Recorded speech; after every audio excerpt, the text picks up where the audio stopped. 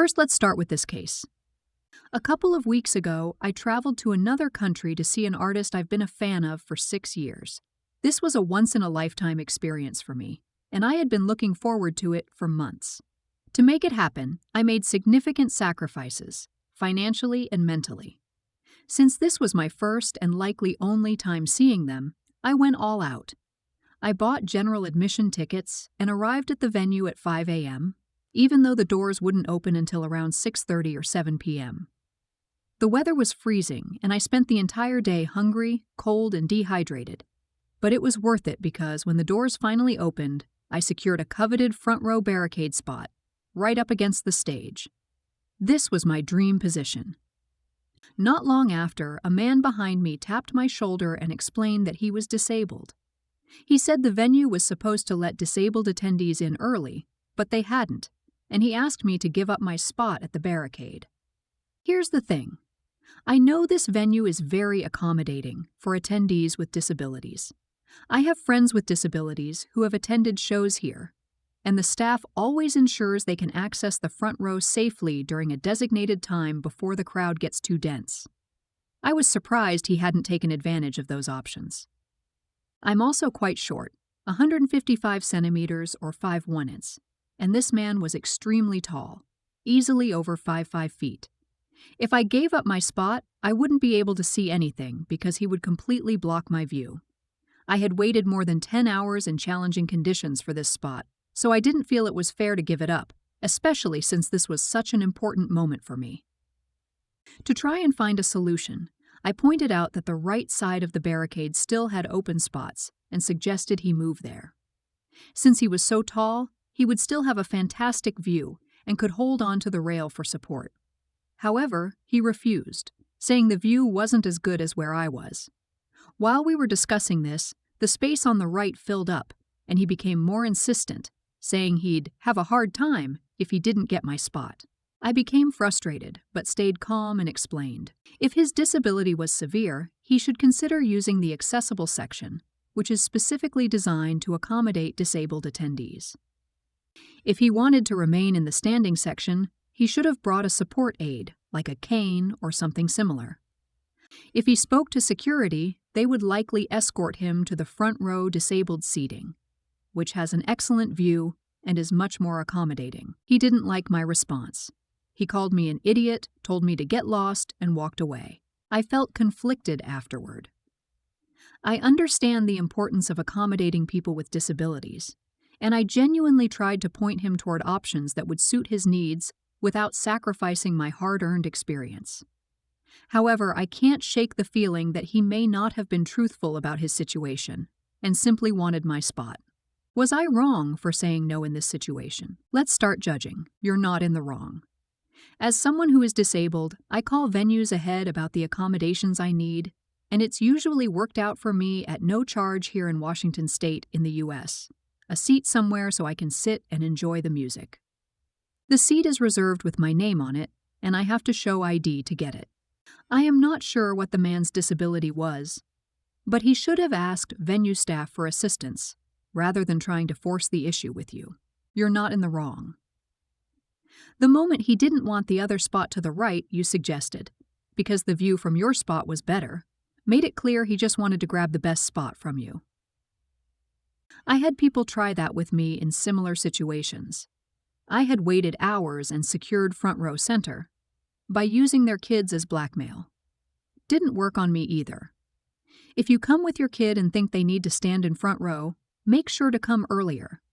Don't shove your way to the front shortly before the show starts to try to guilt-trip people into letting you take their spot. As someone who has done the exact same thing to see my favorite band, he was scamming you, see it all the time. Along with, my friend is holding my spot up front. Can I just squeeze in next to you? Can I just reach past you and grab the barricade with my hand? Once the music starts and there's a push forward, these types will literally try and elbow, push, or crowd you out of the way. That's why the general stance is to stand with feet apart and cross your arms to rest on the barricade. Don't let go. Don't stand back with just your hands resting on it. They look for weak spots to wedge in, so don't give it to them. Yes, it's like a contact sport. Next up, I'm a 19-year-old woman and I live with my roommate Emily, who's 20. We've been sharing an apartment for about 4 months, and for the most part, we get along fine. However, there's been this ongoing issue, of all things, with eggs. I buy a carton of eggs every week because I eat them for breakfast almost every day. I plan my meals so that by the end of the week, I always have 4 or 5 eggs left to ensure I can make breakfast the next morning. The problem is that Emily keeps taking my eggs without asking. She'll just go into the fridge, grab a few eggs, and use them for whatever she's cooking. If she asked, I wouldn't mind as much, but she never does. This morning was the final straw. I woke up, went to grab an egg for breakfast, and found only one left, and it was cracked.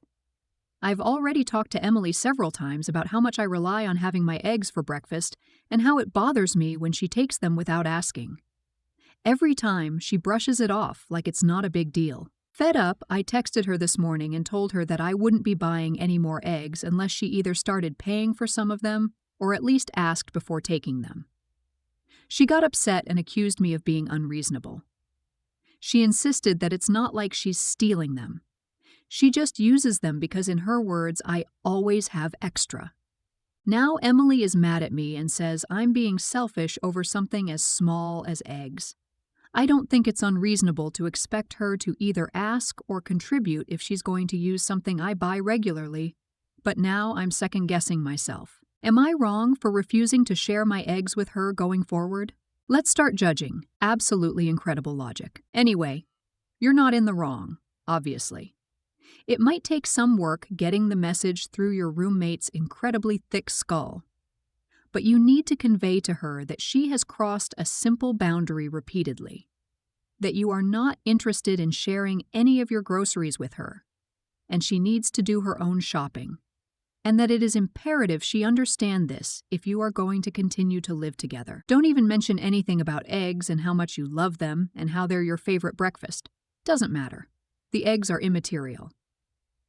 I purchase my groceries with my own money and I expect to be able to consume what I purchase. Stop stealing my stuff and buy your own groceries. Full stop. You're not in the wrong, and what the hell? Of course there will be eggs left over. You aren't going to eat 12 eggs in one day. She is not paying for your eggs but takes them without asking, and then has the audacity to say you are unreasonable. Guess what it's called when you take someone's possessions without permission? Theft. Tell Emily to stop eating your eggs, period. Food stealing is just that, stealing. They weren't extra, you had them put aside for your breakfast. Tell her bluntly, do not use any of my eggs. I buy enough to last me the week. There are no extra or unused eggs. I will be using them. Buy your own. You're not in the wrong. Next up, my brother, Ellis, recently got a job in my city that required him to start immediately. Since he didn't have the time or money to secure a place on such short notice, and because his partner, Taylor, had just had a baby 7 months ago, and he didn't want to leave her alone, he asked if they could stay at my house for a couple of months while they got situated. Ellis is a responsible person who doesn't take advantage of others, so I felt okay agreeing to it. Ellis, Taylor, their 7-month-old baby, and Taylor's older daughter all moved in. Before they came, I made it very clear that there were a few rules. No sleep training or cry it out methods. If the baby cries, they need to make an immediate and reasonable effort to soothe him. Taylor is responsible for any damage her daughter causes in the house. You'd think this would go without saying, but we've had issues in the past. No childcare from me or my husband. I'm a stay-at-home mom to my own daughter and run a side business, and my husband works hard. Just because we're home doesn't mean we're available for childcare. I thought it was obvious they'd also be responsible for taking care of themselves in all other ways. They agreed to these conditions and moved in. It only took 2 weeks for everything to fall apart. I had to wake Ellis and Taylor in the middle of the night multiple times to get them to tend to the baby. Taylor's older daughter hasn't adjusted well to the move and keeps pretending to be sick to avoid school. Since she's not actually sick, she spends her days causing chaos around the house. On top of this, Taylor has been asking me to help with her kids despite agreeing beforehand that I wouldn't. She's also started expecting me to cook and clean for her and her children. By the end of the first month, I was at my wits' end. The breaking point came earlier this week. I was picking up my daughter early from school and going out for a bit, and Taylor asked me to take her daughter with me. She said she was overwhelmed, the baby was fussing, and she needed a break. I said no, and she swore at me as I left. When I returned a few hours later, the first thing I heard was the baby crying. I went into the nursery. No Taylor. Her daughter was sitting on the couch watching TV and crying. Still no Taylor. The kitchen was a complete mess, and Taylor was nowhere to be found. Panicking, I searched the house and finally found her locked in a closet. She said she couldn't take it and needed a break. I immediately called Ellis and told him to come home. When he arrived, I sat both of them down and told them they had to leave. I offered to chip in for a hotel, but I made it clear I couldn't handle this situation anymore. Ellis is upset and thinks I'm being unreasonable for going back on our agreement, but they haven't held up their end of the deal. I feel terrible about the added stress this might cause Ellis with his new job, but I'm losing my mind and hate being in my own home.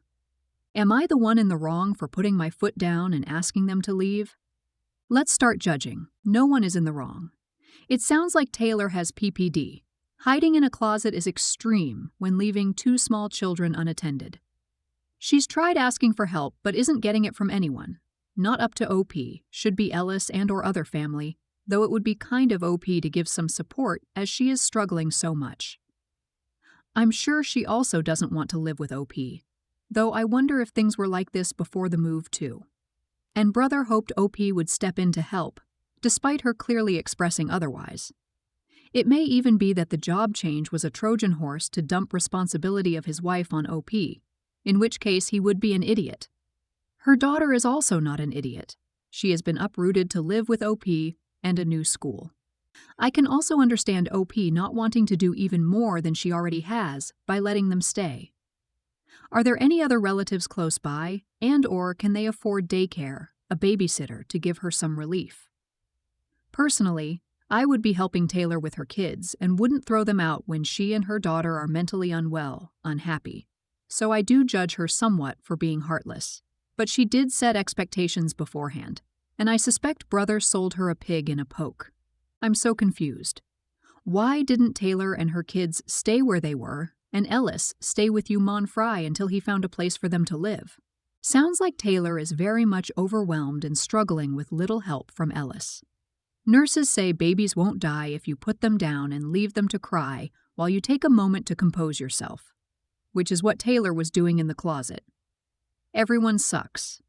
No one is in the wrong. OP set expectations, and they agreed. It does sound like they were hoping for some wiggle room, though, and set themselves up for failure. Considering they are family, I probably look into ways of helping them without kicking them out or helping more directly myself, childcare cleaner. And most of all, get Taylor checked for PPD. Not OP's job, but as a sister Sael myself, I'd probably suck it up for my brother, niece, nephew. The niece doesn't get to play sick anymore. She has to go to school, and if she doesn't get better by lunch, you pick her up. But she needs to go every day, and at least try. Ellis and Taylor should also talk to the school about ways to make it easier on her. The baby isn't OP's responsibility, but Taylor and Ellis obviously can't meet his needs right now. They need to find a way to improve. Kicking them out makes me worried for the baby. It puts more pressure on finding permanent housing, while Taylor obviously already struggles. I truly get where OP is coming from, but personally, I would try to find a middle ground. Next up, this happened literally about an hour ago after I got home from work, so I apologize if it's a bit all over the place. I'm a 23-year-old woman living with my 53-year-old mother and my 26-year-old brother in a subsidized housing townhome. For some context, my brother is unemployed and doesn't contribute financially, so rent, utilities, and groceries are split between my mom and me. When I got home this evening, I found a letter from our housing group in the mailbox. It stated that we're $3,200 behind on rent and could face eviction. I was shocked because I send my mom $650 every month to cover my portion of the rent. Our total rent is $185. And I also pay for most of the groceries, internet, cable, and gas for my car. To me, it didn't make any sense that we were behind, as I believed I'd been covering my share and trusted my mom to pay the rent. When I brought it up to her inside, I kept asking how this could have happened. After some back and forth, she finally admitted that for the past 4 months, she hadn't been paying her portion of the rent. Worse, she admitted that she'd been dipping into the money I sent her for rent to cover other expenses like hydro, electricity, some groceries, and transportation. While I understand that those things are costly, especially during the winter, she also confessed that she's been spending money on cartons of cigarettes, takeout several times a week, and gambling. She said she thought she could win extra money through gambling to cover the arrears without me finding out, but obviously, that didn't work. I was furious. I told her, in as few words as possible, that she's a selfish mother. My respect for her is gone, and if we do end up evicted, she deserves to be homeless. I feel this way not just because she lied to me and didn't tell me what was going on sooner, but because I could have stepped up and paid more toward rent and utilities if she had simply been honest with me. Instead, she spent money meant for our rent on her own wants, things like gambling and cigarettes, while leaving us in this mess. I told her that if we lose the house, I'll stay with my boyfriend. But she and my brother are on their own. I'm angry that she was willing to jeopardize a roof over all of our heads, and I feel she brought this situation on herself. The reason I feel conflicted is that I know how expensive life is right now. Telling my own mother that she deserves to be homeless might have been too harsh, especially if she's genuinely struggling. But the anger I feel over her choices is overpowering any sympathy I have at the moment. I can't help but think she put us in this situation out of selfishness, not necessity. Was my reaction too extreme, or was it justified given the circumstances? Let's start judging. You're not in the wrong. You are supporting 2 adults, one a gambler and one an unemployed leech. You are correct in your assessment of the situation. Stop setting yourself on fire to keep others warm. Move out to BF and let them find their own way. They are 2 adults. They should be able to manage. You're not in the wrong.